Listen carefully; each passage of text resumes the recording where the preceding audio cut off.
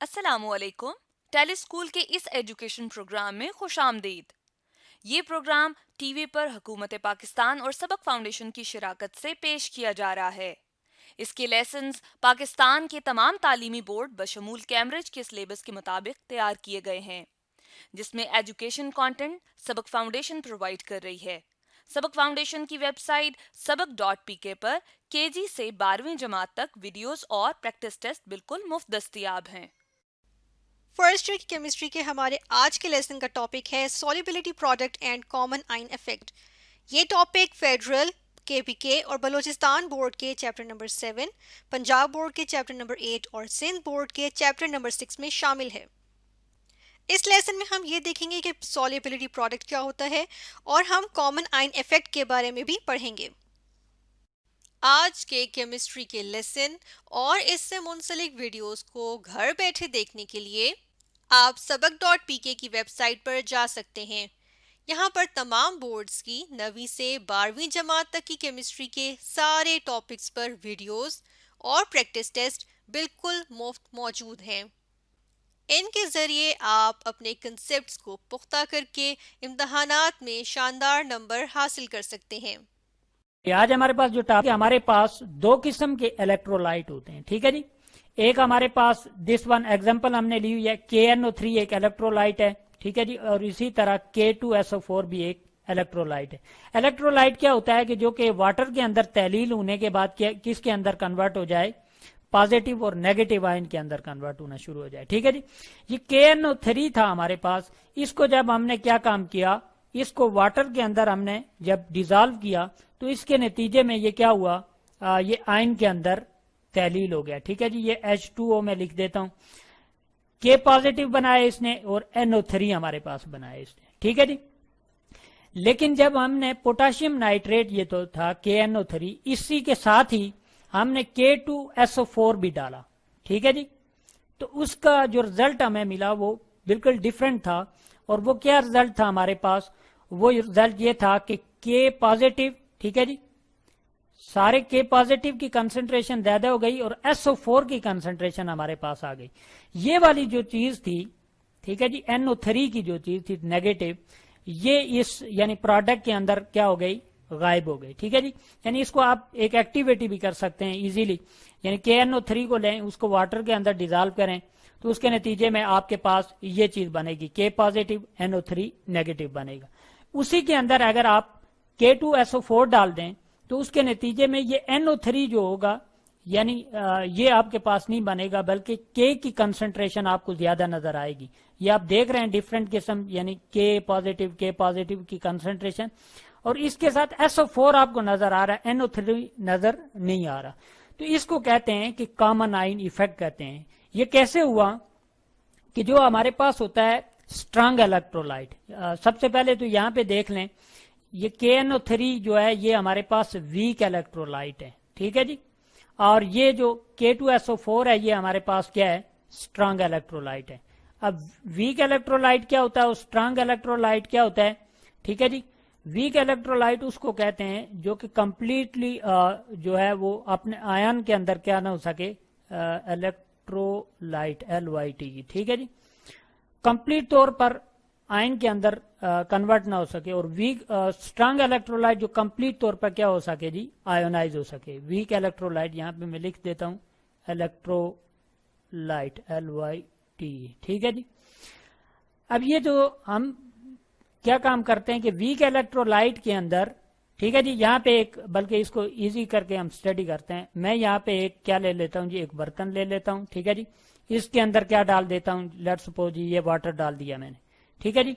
इसके अंदर फिर मैंने क्या किया जी, KNO3 पहले डाला। ठीक है जी। KNO3 जब यहाँ पे वाटर था इसके अंदर डाला तो ये K पॉजिटिव और Na3 नेगेटिव के अंदर क्या हो गया जी, कन्वर्ट हो गया। अब इसी के अंदर मैं क्या करता हूँ, K2SO4 भी डाल देता हूँ। तो ये जो KNO3 है ये तहलील नहीं होगा। ठीक है जी। ये डिकम्पोज नहीं होगा, बल्कि हमारे पास क्या चीज तहलील होगी, KSO4 जो होगा वो तहलील होगा। यानी दूसरे अल्फाज में आपने वीक इलेक्ट्रोलाइट की जो डिकम्पोजिशन है या जो आयोनाइजेशन है, IONIZATION, ठीक है जी। जो आयोनाइजेशन है वीक इलेक्ट्रोलाइट की, वो आप स्टॉप कर देते हैं, ठीक है जी। यहाँ पे मैं लिख देता हूं कि वीक इलेक्ट्रोलाइट जो आपके पास सोल्यूशन था उसकी आयोनाइजेशन आप क्या कर देते हो, स्टॉप कर देते हो अगर आप स्ट्रांग इलेक्ट्रोलाइट इंट्रोड्यूस करवाते हो। तो यही वो चीज है, इसी को कहते हैं जी कॉमन आयन इफेक्ट, ठीक है जी। यानी एक स्ट्रांग इलेक्ट्रोलाइट जो है वो वीक जो इलेक्ट्रोलाइट है उसकी जो आयनाइजेशन हो रही होती है उसको वो क्या कर देता है जी, स्टॉप कर देता है।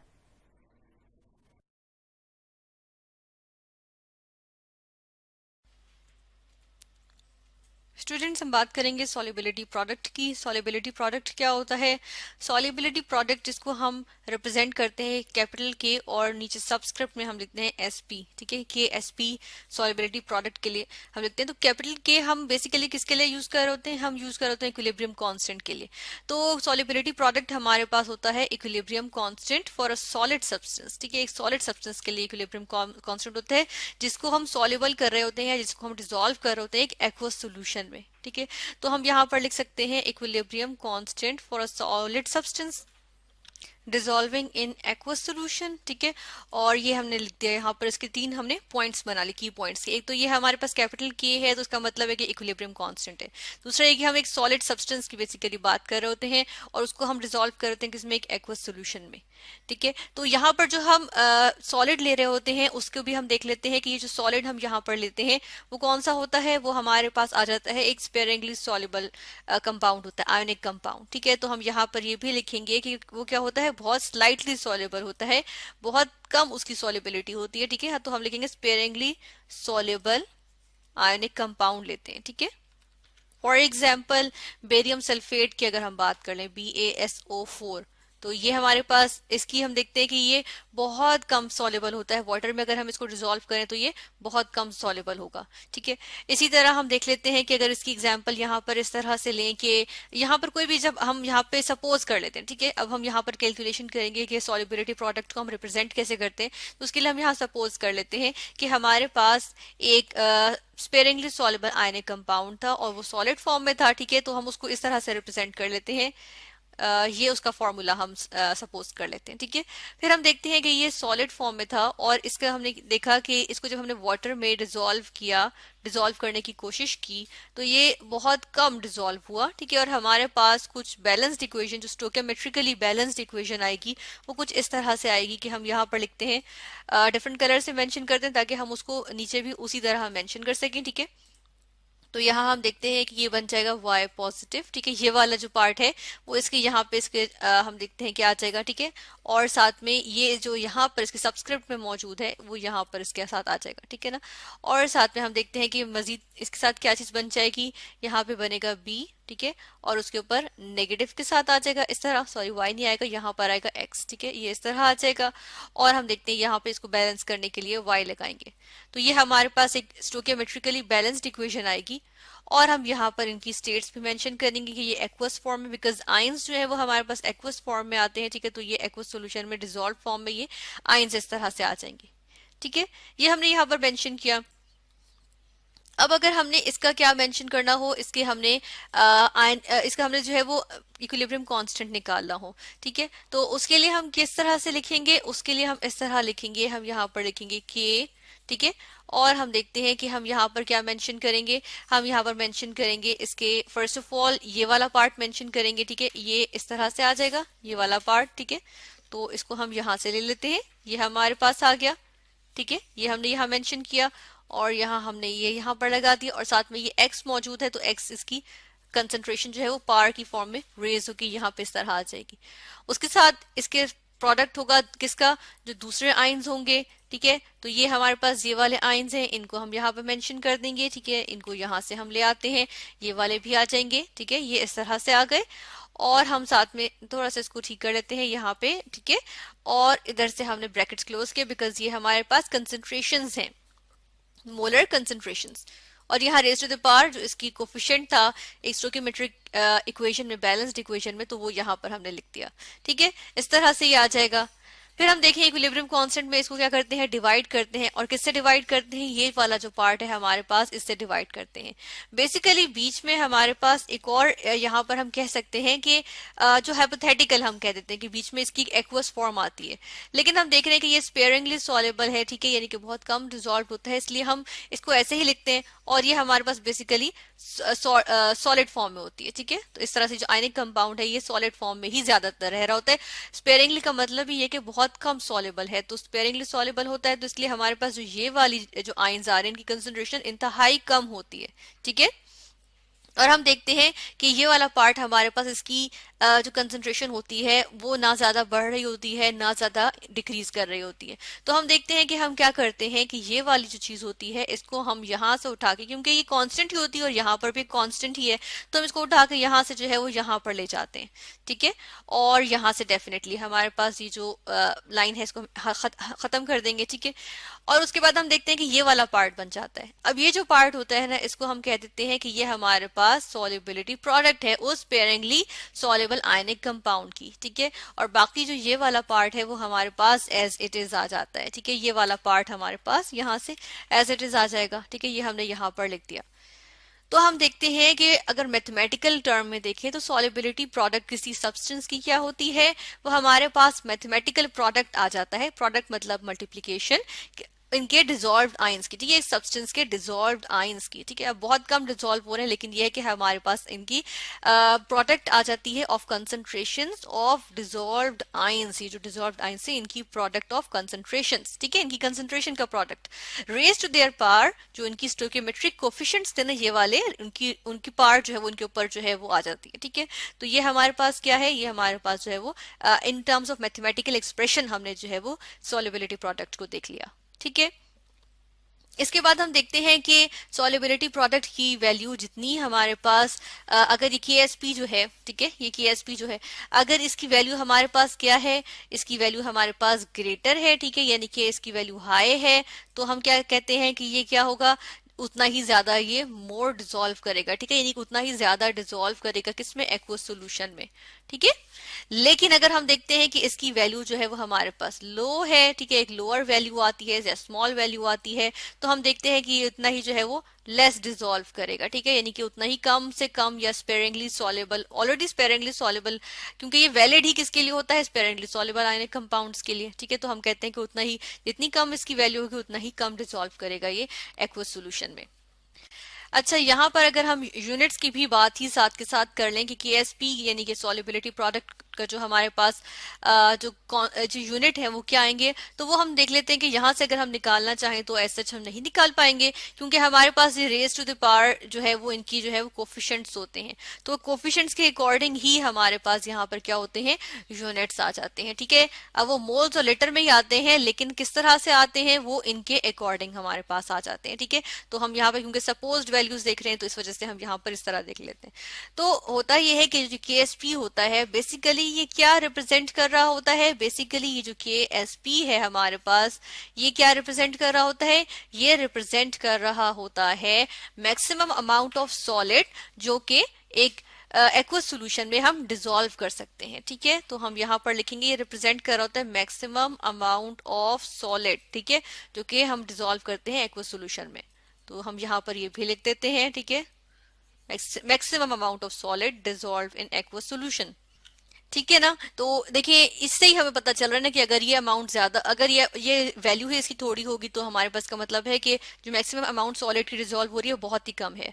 लेकिन अगर ये KSP वैल्यू ज्यादा होगी तो हमें पता चल जाएगा कि मैक्सिमम अमाउंट जो कि एक सॉलिड की डिसॉल्व हो रही है, यानी कि सॉलिड भी कौन सा है, स्पेयरिंगली सॉल्युबल आयनिक कंपाउंड, तो उसकी जो अमाउंट है अगर वैल्यू KSP ज्यादा है, KSP की वैल्यू, तो हम देखते हैं कि वो थोड़ा ज्यादा डिसॉल्व हो रहा है, ठीक है ना। तो जो मैक्सिमम अमाउंट है वो एक कंसिडरेबल कंसंट्रेशन अमाउंट हो जाएगी, ठीक है। तो इस तरह से ये हमारे पास आ जाता है सॉल्युबिलिटी प्रोडक्ट। और अगर इसकी हम वैल्यूज की बात करें तो इसकी वैल्यूज बहुत ज्यादा हमारे पास स्मॉल भी आ जाती हैं क्योंकि नेगेटिव में आती हैं, ठीक है। Into 10 raise to the power अगर हम यहाँ पर बात करें, हम यहाँ पर देखते हैं into 10 raise to the power जो है यहाँ पर हमारे पास क्या आ जाती हैं, -8 भी होती हैं, ठीक है। यह -7 -6, ठीक है। तो हम यहाँ कह सकते हैं into 10 raise to the power -5 से लेके सो ऑन, यानी कि बहुत आगे तक हमारे पास वैल्यूज होती हैं, into 10 raise to the power -40 तक भी जारी होती हैं, ठीक है। ये तो हम एक एस्टिमेटेड अमाउंट वैसे कह रहे हैं, लेकिन इससे भी ज्यादा भी हो सकती है, ठीक है। जिस तरह से अगर हम यहाँ पर बात करें, हमारे पास अगर एग्जाम्पल्स चले ले लेते हैं, एग्जाम्पल्स में हमारे पास यहाँ क्या आ जाएगा, फॉर एग्जाम्पल हम ले लेते हैं किसकी, हम यहाँ पर बात करते हैं कैल्शियम हाइड्रोक्साइड की, ठीक है। कैल्शियम हाइड्रोक्साइड कि यहाँ पर अगर हम यहाँ पे हम लिख देते हैं, चलें, कैल्शियम हाइड्रोक्साइड। तो इसकी अगर हम देखें, ये हमारे पास बेसिकली आएगा किस तरह से, इस तरह आएगी, और हमारे पास यहाँ पर क्या होगा, कैल्शियम के आयंस होंगे और साथ में क्या होंगे, हाइड्रोक्सिल आयंस होंगे, इस तरह, ठीक है। तो इसके लिए हम KSP के एक्सप्रेशन लिखते हैं पहले, ये इसके लिए एक्सप्रेशन आ गया, और साथ में देखिए इसकी जो वैल्यू है वो कितनी आ जाएगी हमारे पास, वो आ जाएगी 6.5 into 10 raise to the power -6 आ जाएगी, ठीक है। फिर अगर हम इसके यहाँ से अगर इसकी यूनिट्स निकालना चाहें तो देखें इसका क्या होगा, मोल पर डेसीमीटर क्यूब होगा, ठीक है। और इसका क्या होगा, मोल पर डेसीमीटर क्यूब, ठीक है, ये होगा, लेकिन ये होल स्क्वायर के साथ होगा, ठीक है। ये हमारे पास होगा, तो इनको हम ऐड कर लेंगे तो हमारे पास यहाँ पर इसकी वैल्यू क्या बन जाएगी, या इसका यूनिट क्या वैल्यू, तो ये आगे चले, यूनिट क्या बन जाएगा, ये बन जाएगा मोल, ठीक है। और ये स्क्वायर इंटू एक और मोल आ जाएगा तो वो क्यूब हो जाएगा, ठीक है। और साथ में आ जाएगा डेसीमीटर, सॉरी यहाँ पर हमने एक चीज मिस्टेक की, यहाँ पर पॉजिटिव साइन के साथ, क्योंकि हमने डिवाइड कर दिया ऑलरेडी, तो इसलिए पर डेसीमीटर क्यूब है। तो यहाँ पर देखिए हम ऊपर लिख रहे हैं तो माइनस के साथ आ जाएगा, ठीक है। और हम देखते हैं कि ये हमारे पास यहाँ पे ये 3 इंटू 2 6 हो जाएगा, प्लस इसके साथ 3 और हो जाएगा, तो ये हम कहते हैं -9। तो ये हमारे पास इसका क्या आ रहा है, ये इसके यूनिट्स आ गए, ठीक है। नीचे से हम रिमूव कर देंगे, ये हमने मिटा दिया।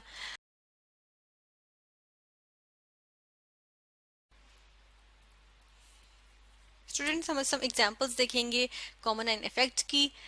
यहाँ पर हम देख सबसे पहले तो रिकॉल कर लेते हैं कॉमन आयन इफेक्ट क्या होता है। कॉमन आयन इफेक्ट होता है कि जब हम क्या करते हैं कि एक वीक इलेक्ट्रोलाइट हम लेते हैं और उसके अंदर ऐड कर देते हैं एक स्ट्रॉन्ग इलेक्ट्रोलाइट, ठीक है।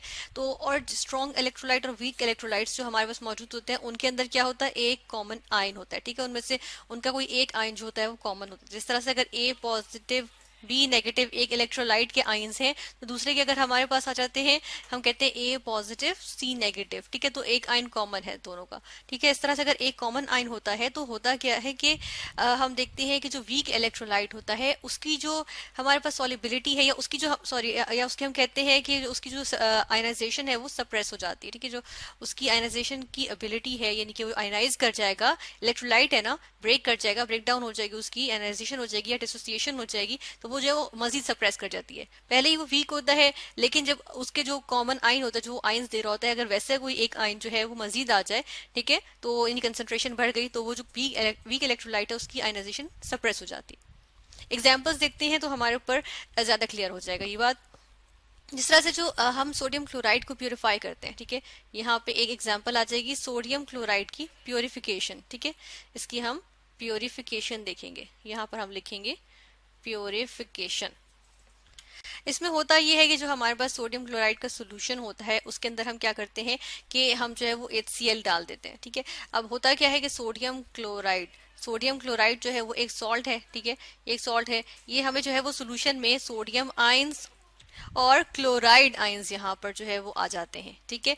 और हम अगर देखते हैं कि हमारे पास जो HCl इसमें हमने डाला है उसमें क्या होता है कि HCl की जब इसके अंदर हमारे पास जो है वो आयनाइजेशन होगी उस सोल्यूशन में, तो हम देखते हैं हमारे पास हाइड्रोजन आयंस आएंगे और साथ में क्लोराइड आयंस आ जाएंगे, ठीक है। अब देखिए इसके अंदर क्या हुआ है, इसके अंदर क्लोराइड आयंस जो है वो कॉमन है ना।